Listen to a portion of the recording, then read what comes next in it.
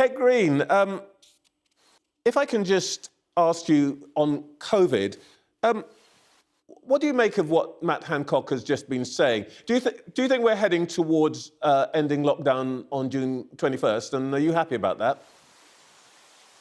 Well, it's a very difficult, a very finely balanced decision for the government, and it's absolutely right that it's taken on the basis of all the available data, and that it's transparently taken, and that it's robust. Obviously, we're all keen to see things get as near to normal as possible, as quickly as possible, but that must be done with public health in mind.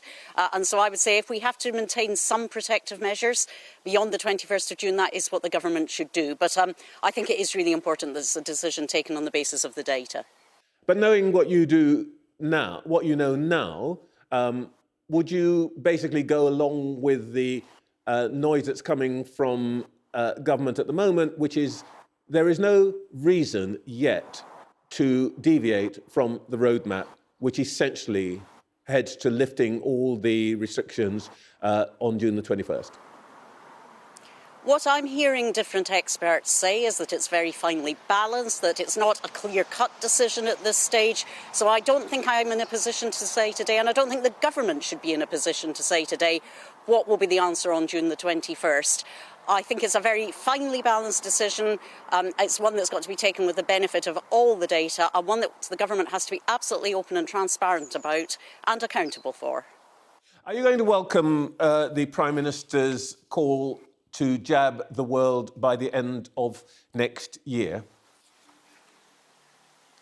I'm afraid I didn't hear that, Trevor, sorry. I asked you if Labour is going to welcome the Prime Minister's call to the G7 to have the whole world jabbed by the end of next year, 2022. Yes, I think that's a really good call, because we've all known that unless everybody in the world is safe, nobody is fully safe. And of course, while I really welcome the progress that we've made in this country with rolling out the vaccination programme, the NHS, our scientists have done a wonderful job. We obviously still have people who need to receive the vaccine here, and it's very important that, for example, in the areas where we're seeing a rise in the Delta infection, that we have surge vaccination programmes put in place and effective. But I do think that it is absolutely our obligation as members of the global community to make sure that we are getting vaccines to people in the countries that desperately need them, and making sure that those people are safe, because that's the right thing to do morally, and it's in the interests of everybody in the world, and including in this country. On education, you've criticised the government over its plans for a catch-up programme, and Sir Kevin Collins, who you've supported this week, said that the government would need to spend something like £15 billion. Would you support Kevin Collins's programme for an extended school day, which is what most of the money would have been spent on? Well, we've put forward our own proposals, which also include activities after the end of the formal school day and breakfast clubs before the start of the formal school day. And I very much welcome the suggestions that Kevin Collins is making. Many of them are very similar to the proposals that we are putting forward.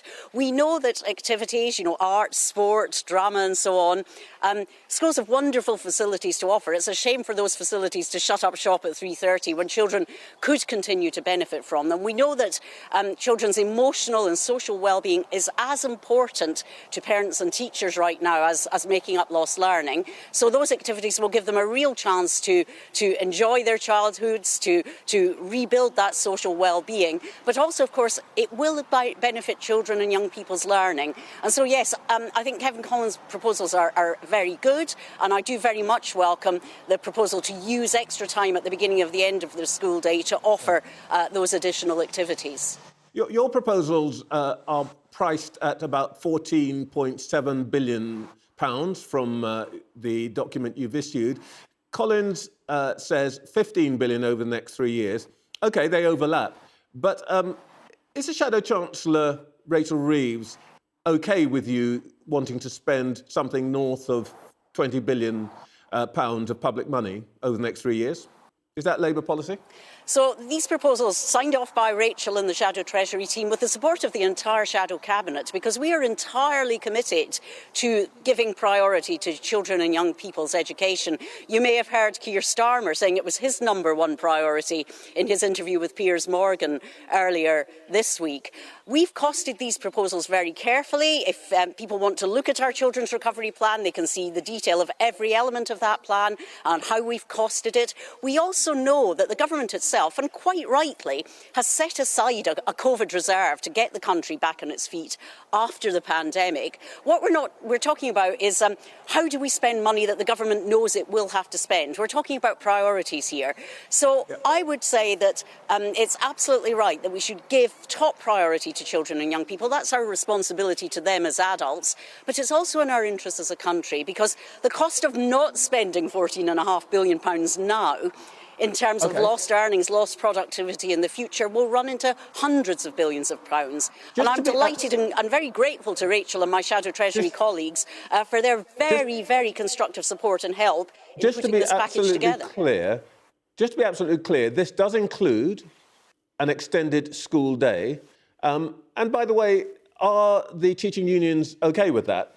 More hours for teachers? Yes, so what we're talking about is a range of activities at the end of the school day, some including sport, art, drama, culture, so on. There could be also the opportunity for some formal teaching and learning.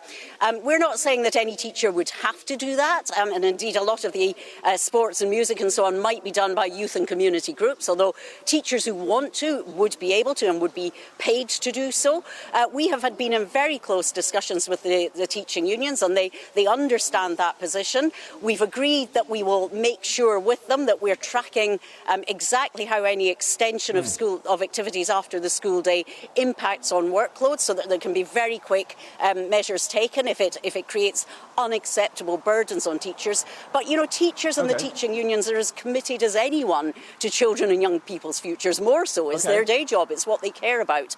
And when I hear the government rubbishing teachers, rubbishing the teaching unions, rubbishing the professionals who've worked so hard over the last year to support our children and young people, when I know that we have had the most constructive and helpful discussions with them, frankly, I think it's disgraceful. All right, I think let's just keep talking about the money for the moment. I see this morning that Labour is saying that the tax deal navigated by Rishi Sunak should provide dividends for health and education.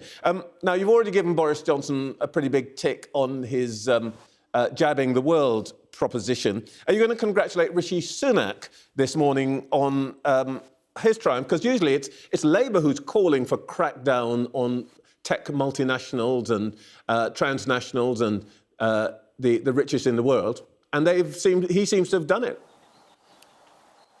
Labour very much supported Joe Biden's call for a global tax floor of 21%. So it's a first step, but I must say it's disappointing that we have achieved only 15% coming out of the G7 this weekend. And I know that is because Rishi Sunak and the Conservative government in this country were not enthusiastic, were not prepared to back Joe Biden's call for a rate of 21%. But they did it. So I think it's good. I think it's good that the G7 collectively have agreed to 15%. I think it's a start. I think it's disappointing that we didn't have a more ambitious 21% agreed that many of the G7 countries, but sadly not Rishi Sunak, wanted to. But at least we've made a start, and that will bring hundreds of billions of pounds into our exchequer.